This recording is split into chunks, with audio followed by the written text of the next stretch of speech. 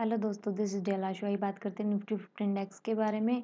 और आज के अगर हाई को देखें तो आज का हाई लगा है 16,987 का और लो लगा है 16,837 का। और आज की जो क्लोजिंग हुई है वो 16,975 पे हुई है, यानी 16,900 को ब्रेक कर चुका है। और हमारा जो साइकोलॉजिकल लेवल है निफ्टी फिफ्टी इंडेक्स में वो हमारा आ चुका है 17,000 का। तो ये लेवल हमारे लिए स्ट्रॉन्ग रेजिस्टेंस का काम करेगा। अगर इंडेक्स हमारा इसको ब्रेक कर देता है तो हम फिर हमारा जो 240 का लेवल है हम उस तक निफ्टी फिफ्टी इंडेक्स को बहुत अच्छे से देख सकते हैं, यानी इस लेवल तक निफ्टी फिफ्टी इंडेक्स है वो जा सकता है बुलिश की तरफ। और अगर हम देखें तो ये एक चैनल जो हमें आज हमने स्टडी में इंक्लूड किया है। इस चैनल में निफ्टी फिफ्टी इंडेक्स काफ़ी दिन से बहुत अच्छे से चल रहा था और जैसे ही ये चैनल ब्रेक हुआ है हमारा और इसके ऊपर देखिए इसने सस्टेन भी कर लिया, यानी एक रेड कैंडल भी बनी है और उसके बाद आज एक ग्रीन कैंडल बनी है। लेकिन मूवमेंट हमें इतनी ज़्यादा फास्ट देखने को नहीं मिली, लेकिन काफ़ी अच्छी मूवमेंट हमें कल के सेशन में देखने को मिल सकती है। अगर ये जहाँ से आज इसने मूवमेंट की थी और उसी लेवल पे दोबारा से रीचेक करे, यानी 900 का जो लेवल है, क्योंकि हमें ब्रेकआउट है वो 900 के लेवल के आसपास ही देखने को मिला था। इंट्राडे लेवल पर अगर ये इसी को रीचेक करके फिर से हमें अपसाइड की मूवमेंट देता है तो हमें मूवमेंट कल फास्ट मूवमेंट देखने को मिलेगी निफ्टी फिफ्टी इंडेक्स में। अगर हम रिलायंस इंडस्ट्री को देखें तो रिलायंस इंडस्ट्री को हम पहले डेली टाइम फ्रेम पे स्टडी करेंगे, उसके बाद 15 मिनट के टाइम फ्रेम के अकॉर्डिंग हम अपने ट्रेड देखेंगे कि हमारी यहाँ किस तरह का सिनेरियो फॉलो हो रहा है। अगर हम देखिए एक ट्रेंड लाइन को डिस्कस करें तो ये ट्रेंड लाइन को काफ़ी अच्छे से फॉलो कर रहा है। हमने पहले भी डिस्कस किया था कि जो निफ्टी फिफ्टी इंडेक्स है और रिलायंस इंडस्ट्री एंड आरटीसीएस ये सभी एक ट्रेंड लाइन को फॉलो कर रहे हैं। अब ये देखिए इसने भी एक ग्रीन कैंडल बनाई है, लेकिन अभी इसने इस ट्रेंड लाइन को ब्रेक नहीं किया है। जैसे ही अगर ये कल के सेशन में इस ट्रेंड लाइन को ब्रेक कर देता है, क्योंकि इसमें भी मूवमेंट है वो लास्ट में देखने को मिली है, तो हो सकता है कि कल जो मार्केट है वो गैप अप ओपनिंग दे और अच्छी गैप अप ओपनिंग के साथ कल हमें ओपन होता हुआ मार्केट दिख सकता है। और अब हम टीसीएस में देख लेते हैं। टीसीएस में डेली टाइम फ्रेम के अकॉर्डिंग ही हम अपनी स्टडी देखेंगे कि डेली टाइम फ्रेम पे इसमें क्या सिनेरियो बन रहा है। अगर हम देखें तो ये देखिए जिस टाइम सभी में मूवमेंट आई थी, यानी 3 बजे की मूवमेंट आज हमें देखने को मिली है। पूरा दिन मार्केट बिल्कुल शांत रही है और उसके बाद हमें एक वन वे फास्ट मूवमेंट 3 बजे के बाद देखने को मिली है। ये देखिए इसमें भी थ्री टच ले रहा है और अगर कल ये इसी ट्रेंड लाइन को ब्रेक कर देता है तो हम एक अच्छी मूवमेंट देखने को मिल सकती है। लेकिन अगर कल ये इसको डाउन की तरफ ब्रेक कर, यानी इसी का रेजिस्टेंस लेके डाउन की तरफ निकल जाता है तो फिर हमें एक डाउन में मूवमेंट मिल सकती है देखने को। लेकिन ज़्यादा चांसेस ये रहेंगे कि मार्केट कल गैप अप ओपन हो और यही जो हमारे लिए रेजिस्टेंस का काम करे, यही ट्रेंड लाइन हमारी लिए सपोर्ट का काम करे कल के सेशन में। तो हमें देखना ही है कि हम कंफर्म कुछ भी नहीं कहेंगे, क्योंकि मार्केट में कुछ भी कंफर्म नहीं होता है। तो हम एक व्यू बना रहे हैं कि कल अगर ये इसको ब्रेक करता है और इसके ऊपर ही कहीं ओपन होता है तो यही ट्रेंड लाइन हमारे लिए एज ए रेजिस्टेंस का काम करेगी, यानी जो ट्रेंड लाइन सॉरी सपोर्ट का काम करेगी, जो ट्रेंड लाइन आज हमारे लिए रेजिस्टेंस का वर्क कर रही थी। यानी पूरे दिन में हमें कोई भी ट्रेड देखने को नहीं मिली। अगर हम बात करें टीसीएस इंडस्ट्री की, यानी टीसीएस स्टॉक की, तो एक मोमेंट हमने यहाँ ली थी लेकिन उसमें हमारा एसएल हो गया था, इसीलिए हमने यहाँ बाद में कोई भी मोमेंट नहीं ली। क्योंकि ये देखिए जब इसने इसी ट्रेंड लाइन को सपोर्ट लेके डाउन की तरफ मूवमेंट की तो हमारा 3600 का टारगेट था। वन वे टारगेट हमने 3600 का लिया था, लेकिन ये फिर से बाउंस बैक यानी ऊपर चला गया। फिर हमने अपना यहाँ कोस्ट टू कोस्ट एग्जिट कर दिया और फिर उसके बाद मार्केट पूरा दिन कंसोलिडेट रही, क्योंकि निफ्टी फिफ्टी इंडेक्स में भी कोई मूवमेंट हमें नहीं देखने को मिली। पूरी मार्केट ही आज 100 पॉइंट की रेंज में, निफ्टी फिफ्टी इंडेक्स है हमारा वो 100 पॉइंट की रेंज में, लेकिन 3 बजे की जो मूवमेंट थी वो हमें फास्ट मूवमेंट देखने को मिली और काफ़ी अच्छी मूवमेंट थी। तो इसने हमें वन वे मूवमेंट दी और हमने टारगेट लिया था, वो लिया था यहाँ पर 36,055 का, यानी 15 से 20 पॉइंट की मूवमेंट है वो हमें वन वे देखने को मिली, क्योंकि हमारी जो ट्रेड एग्जीक्यूट हुई थी वो 3640 के ऊपर हुई थी और हमने 15 पॉइंट की मूवमेंट ली। क्योंकि आज एक अच्छी मूवमेंट का हम वेट नहीं कर रहे थे, हमें 10 से 15 पॉइंट की ही मूवमेंट के लिए ट्रेड करना था, तो ये हमारे लिए बेस्ट ट्रेड थी। अब कल के लिए इसमें डिस्कस कर लेते हैं कि कि अगर इंडेक्स कहीं यानी सॉरी स्टॉक यहीं कहीं ओपन हो जाता है, यानी ये जो ग्रीन कैंडल एक अच्छा ब्रेकआउट हुआ है, इसी को अगर इसी ज़ोन में कहीं ओपन होके या तो कंसोलिडेट कर जाए यहीं पे या फिर इसी को रीचेक कर ले, तो हम इसी लेवल को जो हमारा 3640 का लेवल बना हुआ है, इसको हम एज़ ए सपोर्ट के रूप में लेकर यहाँ बाइंग कर सकते हैं।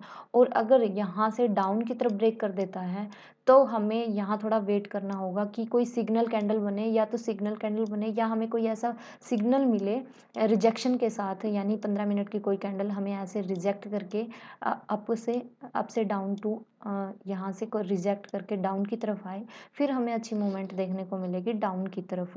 लेकिन ज़्यादा चांसेस रहेंगे कि ये यहीं से पुल बैक लेके और इसी ज़ोन को एज़ ए सपोर्ट के रूप में वर्क करे और अप की तरफ निकल जाए। तो हमें दोनों सिचुएशन के लिए प्रिपेयर रहना है। अगर ये यहाँ से पुल बैक लेने के बाद इसी ज़ोन में सस्टेन करने के बाद डाउन को ब्रेक कर देता है, तो हम इस ट्रेंड लाइन का यानी 3640 का जो हमारा लेवल है, इसी को सपोर्ट के रूप में काम करके लेकर तो आज का जो लो बना हुआ है वहाँ तक का हम टारगेट ले सकते हैं। और अगर मूवमेंट कंटिन्यू करता है, तो हम इस गैप को भी, जो आज का गैप है पेंडिंग है, वो भी फिल होते हुए हमें टीसीएस स्टॉक में देखने को मिलेगा।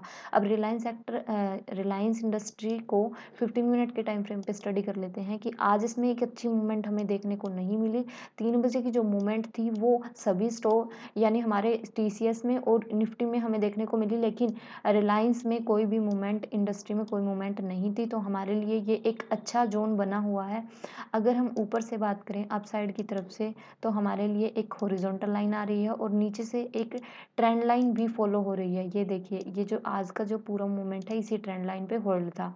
तो इन दोनों जोन को आप ध्यान रखिए। अगर यानी जो हमारी इंडस्ट्री, रिलायंस इंडस्ट्री है, वो इसी जोन में कहीं ओपन हो जाती है, इस जोन में कहीं ओपन हो जाती है और डाउन की तरफ मूवमेंट करती है, तो फर्स्ट टारगेट हम यही वाला लेकर चलेंगे, 2380 वाला, क्योंकि ये 2400 को एज ए रेजिस्टेंस के रूप में डाउन की तरफ मूवमेंट करेगा। लेकिन एक चीज़ हमेशा यह ध्यान रखिएगा कि ये ट्रेंड लाइन एक बार रीचेक ज़रूर कर ले। रीचेक करेगी तो हमें एक अच्छी मूवमेंट देखने को मिलेगी। लेकिन हाँ, अपसाइड ये यहीं ओपन होकर अपसाइड मूवमेंट करता है, तो फिर हम यहाँ 2428 से 30 तक की मूवमेंट हमें वन वे देखने को मिलेगी इस रिलायंस इंडस्ट्री के अंदर। तो आप अप एंड डाउन दोनों साइड के लिए तैयार रहिएगा।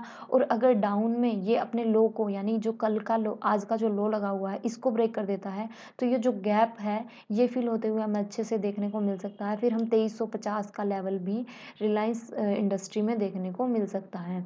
तो आप दोनों तरफ अपनी नज़र बना के रखिएगा, अप एंड डाउन साइड। अब हम निफ्टी जो हमारा इंडेक्स है उसके अंदर डिस्कस कर लेते हैं कि जो लास्ट में जो मूवमेंट थी हमें वो देखने को मिली है, लास्ट की मूवमेंट।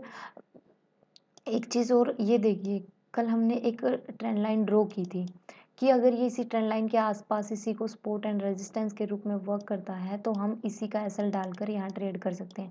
लेकिन ऑप्शन जो बायर है उसका तो प्रीमियम डीके का मामला है, तो यहाँ पर एक अच्छी मूवमेंट हमें देखने को नहीं मिली। हाँ, हमारा एसएल भी हिट नहीं हुआ। अगर हम फुट में ट्रेड कर रहे हैं तो हमारा एसएल हिट नहीं हुआ, लेकिन या ऑप्शन बायर के लिए ये ट्रेड अच्छी नहीं थी क्योंकि कोई मूवमेंट नहीं मिली हमारे जो इंडेक्स है उसमें। लेकिन हाँ, लास्ट के सेशन में हमें 40 से 50 पॉइंट्स की मूवमेंट यहाँ देखने को मिली। यहाँ हमने ये 3 बजे वाली मूवमेंट आपसे डिस्कस कर ली है।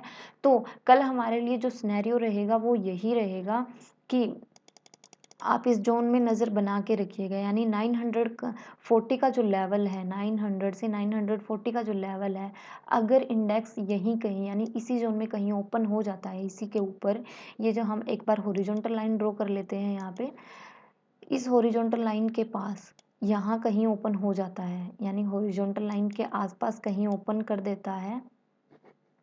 ड्रॉइंग को रिमूव कर लेते हैं ताकि अच्छे से क्लियर हो ये चीज़ें हमें। ये देखिए, इसके ऊपर हमारा इंडेक्स अगर ओपन हो जाता है तो हमारे लिए बेस्ट सिनेरियो बनेगा।